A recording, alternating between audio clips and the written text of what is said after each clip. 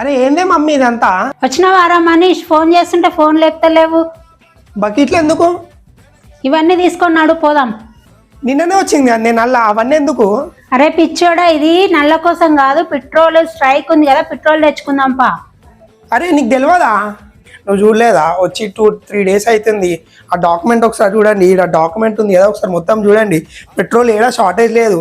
ఏంటంటే అది fake news. Fake news నమ్మి అందరూ పెట్రోల్ బంక్ పోతారు. పెట్రోల్ బంక్ పోయి ఒకటేసారి మీద పడిపోతారు. సో ఏంటంటే పెట్రోల్ అన్ని జాగాలు ఉంది మమ్మీ. మీకు గిట్ట తెలియని విషయం ఏంటంటే పెట్రోల్ మనకు అంతటా దొరుకుతుంది. ఏంటంటే మనకు నీడ్ ఉన్నప్పుడే మనం పోయి పెట్రోల్ కొట్టించుకున్నాం అనుకో, వేరే వాళ్ళ గిట్ట ఆపర్చునిటీ వస్తుంది. సో ఏంటంటే టైంకి పెట్రోల్ కొట్టించుకోండి. ఈ రీల్ అందరికీ షేర్ చేయండి. ఇప్పుడు మమ్మీకి ఎట్లా తెలియదో చాలా మందికి అట్లనే తెలియదు. సో ఏంటంటే ఈ రీల్ని ఎంతమందికి అయితే అంతమందికి షేర్ చేసి ఆపేద్దాం. నా కొడుకు మెంటలోడు అనుకున్నా కానీ బాగానే తెలివి ఉంది. ఇప్పుడే తెలిసింది న్యూస్. మీకు కూడా ఎవరికి తెలియదు కదా, ఈ షేర్ చేయండి.